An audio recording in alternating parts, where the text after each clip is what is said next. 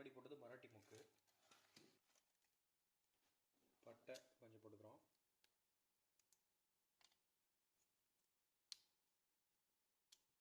அப்புறம் ஸ்டார் அன்னாச்சி போட்டுக்கிறோம். அப்புறம் கொஞ்சம் பெப்பர் போட்டுக்கிறோம். நான் இன்றைக்கி 1 கிலோ அளவில் பண்ண போகிறேன் மட்டன். ஸோ அதுக்கு தேவையான ஸ்பைசஸ்லாம் போடுறேன் நான். இப்போ ஏலக்காய் 2 இப்படி கிள்ளி போட்டுக்கோங்க. பாருங்கள், ஏலக்காவை இப்படி கிள்ளி போடணும். அப்புறம் வந்து அந்த ஃப்ளேவர் வந்து ஃபுல்லாக. அப்புறம் கொஞ்சம் ஜீரகம்,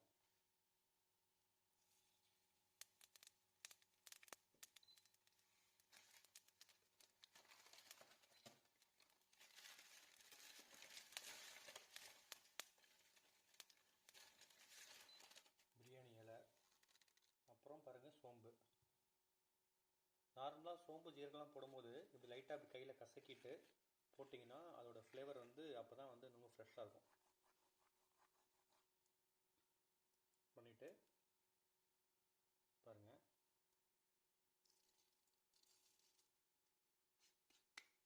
சோம்பு இது இருக்கும்போது பக்கத்தில்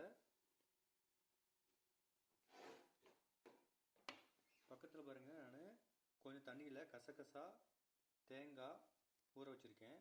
கூடவே கொஞ்சம் சோம்பும் போட்டு ஊற வச்சிடறோம். இது லைட்டாக ஊறட்டும். கடைசியாக நம்ம அதை அரைச்சி குழம்புல சேர்த்திக்கலாம். ஸ்லோ ஃப்ளேமில் வச்சுட்டு நல்லா அதோட வாசனையெல்லாம் வர அளவுக்கு நல்லா வறுத்துக்கோங்க. நல்லா வறுத்துருச்சு, தீயாத அளவுக்கு பாருங்கள். ஸ்பைசஸ்லாம் நல்லா இப்போ பாருங்கள், ஸ்பைசஸும் நல்லா வாசனை வந்துருச்சு. நல்லா பொன்னிறமாக வறுந்துருச்சு. ப்ளஸ் உங்களுக்கு எதுவும் தீயலை. இப்போ நான் தேவையான அளவுக்கு வெங்காயம், நான் வந்து 1 கிலோ செய்கிறதுனால நான் வந்து ஒரு 4 பெரிய வெங்காயம் போட்டுக்கிறேன்.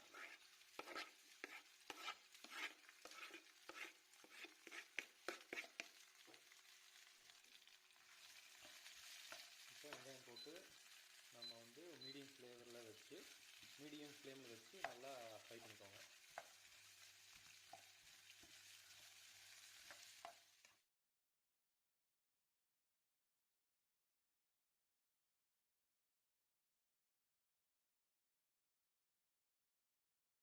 தேவையான அளவுக்கு உப்பு போட்டுக்கிறோம்.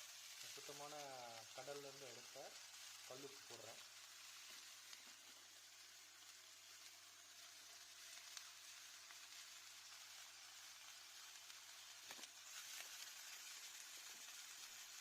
இந்த உப்பு பாக்கெட் வேறு புது பிராண்ட் வாங்கியிருக்கேன் நான். ஸோ இதில் எந்த அளவுக்கு உப்பு உரைக்குன்னு தெரியல, செஞ்சு பார்த்தா தான் தெரியும். அதனால் ஓரளவுக்கு மீடியமாகவே உப்பு போடுறேன். உப்பு போட்டிங்கன்னா வெங்காயம் சீக்கிரமாக வாங்கிடும், நல்லாவும் வணங்கிடும். அதுக்கு தான் வந்து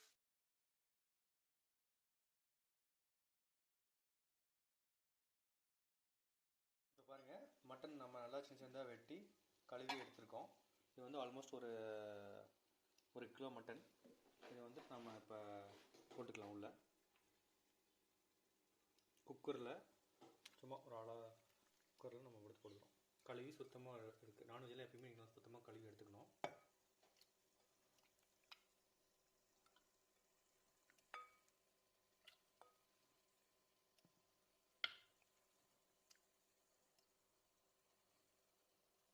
மட்டன் போட்டாச்சு.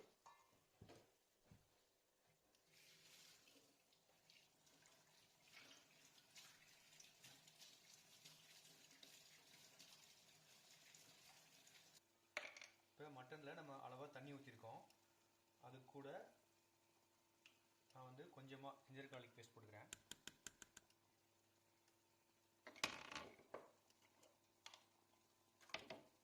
கூடவே இதில் வந்துட்டு இப்போ இந்த மட்டனில் எவ்வளோ நம்ம ஸ்பைசஸ் போடுறோமோ அதுதான் வந்து இந்த மட்டனில் அதிகமாக அப்சர்வ் பண்ணோம்.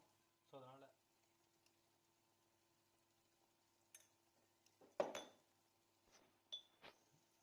அப்புறம் மஞ்சள் கொஞ்சமாக போடுறேன்.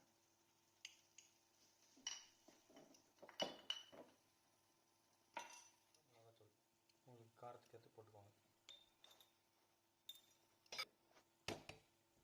இது வந்து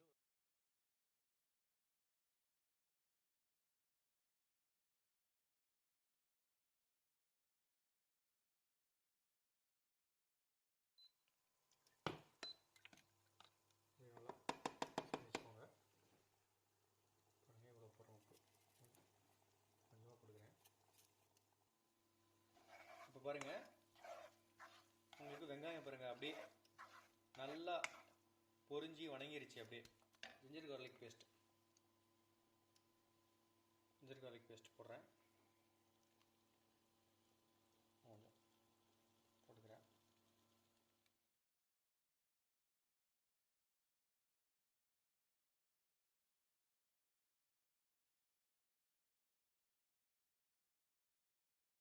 இப்போ வந்து அடுப்பு சன்னம் பண்ணிவிட்டு நீங்கள் இது கூட தேவையான அளவுக்கு மல்லித்தூள், ஏன்னா வந்து அடுப்பு சன்னம் பண்ணலாம் உங்களுக்கு ஸ்பைசஸ்லாம் பேர்ன் ஆயிரும். இப்போ கொத்தமல்லி போட்டாச்சு. நம்ம காரம் தேவையான அளவுக்கு போட்டுக்கோங்க. 1 கிலோ மட்டன் போடுறோம், அளவுக்கு மாதிரி போட்டுக்கோங்க. அப்புறம் மஞ்சத்தூள், அப்புறம்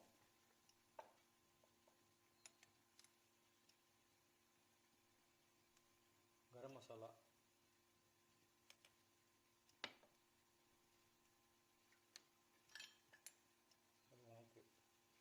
இப்போ ஜீரகப்பொடி போட்டுக்கிறோம். கொஞ்சம் எண்ணெய் சேர்த்து போட்டுக்கலாம். ஜீரகம், ஏன்னா நம்ம வந்து வணக்கும் போதே ஹோல் ஸ்பைசஸில் ஜீரகம் போட்டிருக்கோம். அப்புறம் நான் வந்து கொஞ்சம் சினமன் வந்து, அது இல்லாமல் சினமன் பொடி வந்து கொஞ்சம் நான் ஆட் பண்ணியிருக்கேன். பட்டைத்தூள் பொடினா ஃப்ளேவர் நல்லாயிருக்கும்.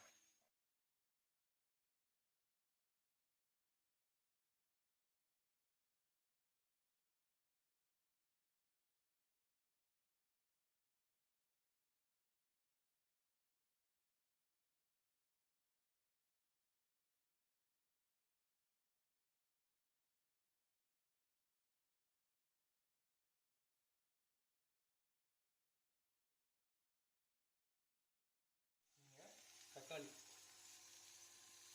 ஒரு பழம் போட்டுக்கிறேன் நான்.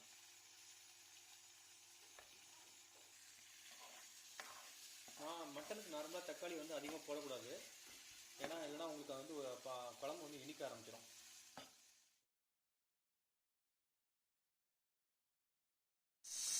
இப்போ பாருங்கள், நம்ம ஏற்கனவே ஊற வச்ச கசகசாவை தேங்காய் சோம்பு கூட போட்டு அரைச்சிக்கிறோம். மிக்ஸி ஜாரில் போட்டு அரைச்சி எடுத்துக்கலாம் சார்.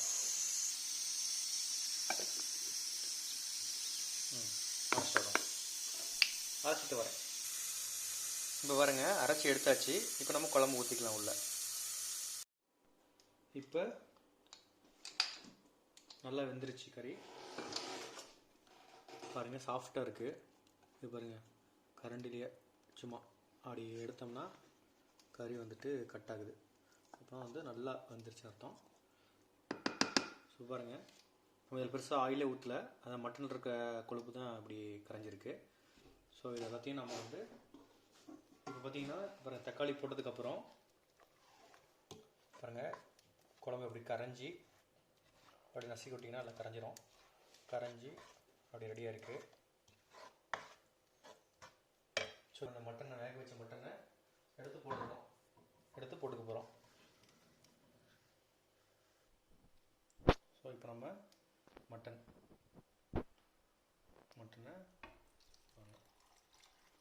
இந்த மட்டனோட சூப்லாம் ஊற்றிக்கோங்க. அதில் தான் ஃபுல் எனர்ஜி இருக்குது, ப்ளஸ் டேஸ்ட்டும் இருக்குது.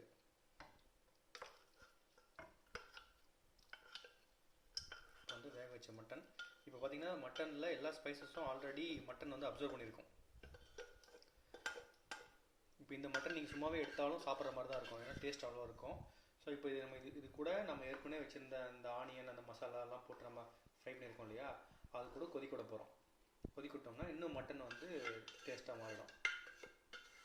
ஸோ இப்போ இதை வந்து லைட்டாக அலசி ஊற்றிக்கலாம். பாருங்கள், இப்போ இந்த குக்கரில் இருக்கிற மட்டன் பீசஸ், மட்டன் கிரேவிலாம் அப்படி தண்ணி ஊற்றி கொஞ்சம் அலசிட்டேன். அதையும் வந்து ஊற்றிக்கோங்க, அந்த ஜூஸையும்.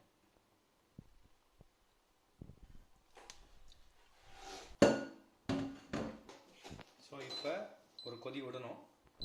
ஆல்மோஸ்ட் எல்லாம் வந்துருச்சு. ஆனால் இப்போ இந்த மசாலாலாம் சேர்த்து கொதி வரட்டும். ஒரு சிலர் வெங்காயம் தக்காளிலாம் அப்படியே வணக்கி விட்டு அப்படியே மட்டன் போட்டு அப்படியே குக்கரில் வச்சுருவாங்க. குக்கரில் அது உங்களுக்கு பார்க்க ஈஸியாக இருக்கும். அதுவும் ஒரே டைம் தான் எடுக்கும். என்ன இப்போ இதில் பார்த்தீங்கன்னா நீங்கள் பேரலாக ஒர்க் பண்ணலாம். ஒரு குக்கர் வந்துட்டு இருக்கப்போ நீங்கள் வெங்காயம் வணக்கிட்டு இருக்கலாம். அதை நீங்கள் வெங்காயம் வணக்கிற வரைக்கும் வெயிட் பண்ணணும். இது வந்து ஆனால் வந்து இந்த மாதிரி பண்ணிங்கன்னா தான் டேஸ்ட் அதிகமாக இருக்கும். குக்கர்லேயே அப்படியே வச்சு பண்ணிங்கன்னா டேஸ்ட் உங்களுக்கு அவ்வளோவா இருக்காது. கறி வேகிறதுக்கு மட்டும் குக்கர் யூஸ் பண்ணிவிட்டு வெங்காயம் தக்காளிலாம் வேறு ஏதாவது தனியாக வணக்கி குக்கரெல்லாம் வெந்துடும் கறி எடுத்து ஊற்றி பண்ணிட்டிங்கன்னா சூப்பராக இருக்கும். இப்போ உப்பு காரெல்லாம் சரியாக இருக்குன்னு பார்த்துக்கோங்க.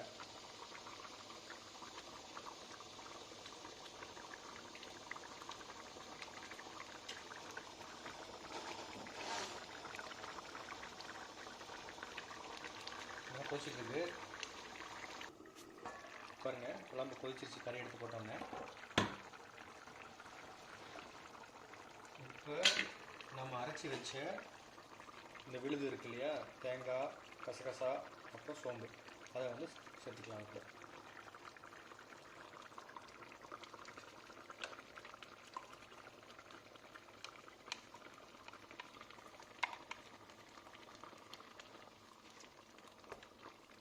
தேங்காய் எப்பயுமே சேர்த்ததுக்கப்புறம் பெருசாக கொதிக்கூடக்கூடாது, ஒரே ஒரு கொதி தான் விடணும். அதனால தான் கடைசியாக ஆட் பண்ணுறது. இது நீங்கள் முன்னாடி ஆட் பண்ணிங்கன்னா குழம்பு வந்து வேறு மாதிரி ஆயிரும்.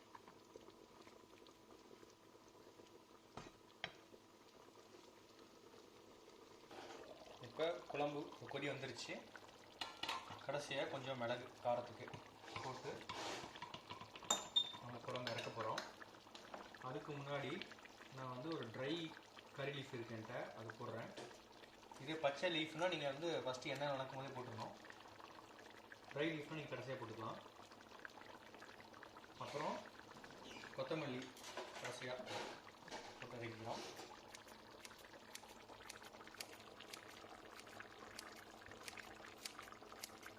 நான் வந்து அப்படியே கத்திரிக்கோல் அப்படியே கட் பண்ணிக்கிறேன்.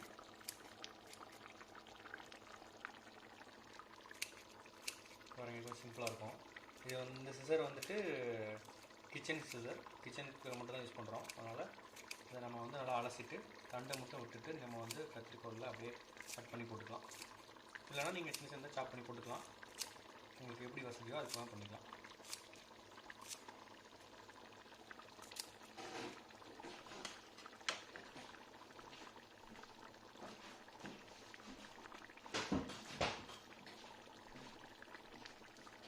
கொத்தமல்லி போட்டதுக்கப்புறம் ஒரு கலக்கி விட்டு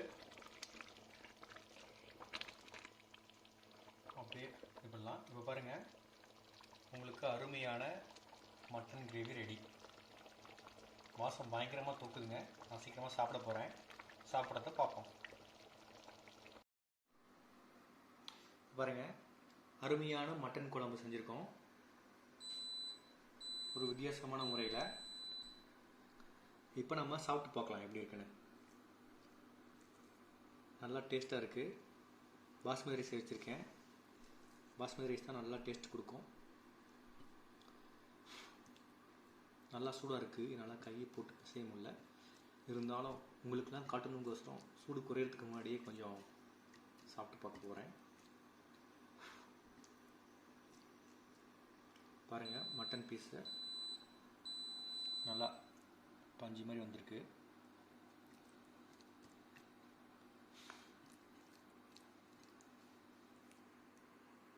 சாப்பிட போகிறோம்.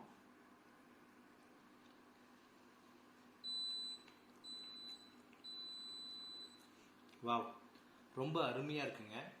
ரொம்ப சிறப்பாக இருக்குது. கண்டிப்பாக இந்த மாதிரி நீங்களும் செஞ்சு பாருங்கள். ரொம்ப ரொம்ப டேஸ்ட்டாக இருக்கும். நான் சாதத்து கூட சாப்பிட்றேன். நீங்கள் இட்லி கூட வச்சு சாப்பிட்டீங்கன்னா இன்னும் சூப்பராக இருக்கும் இந்த குழம்பு. சப்பாத்திக்கு அதை விட பிரமாதமாக இருக்கும். நீங்களும் செஞ்சு ரொம்ப டேஸ்ட்டாக இருக்குங்க. இதே மாதிரி நீங்களும் கண்டிப்பாக செஞ்சு பாருங்கள். ஓகேவா? எல்லாரும் சந்தோஷமாக சாப்பிட்டு நல்லா ஹெல்த்தியாக இருங்க. ஆரோக்கியம் மற்றும் அறுசுவையும். மீண்டும் சந்திப்போம்.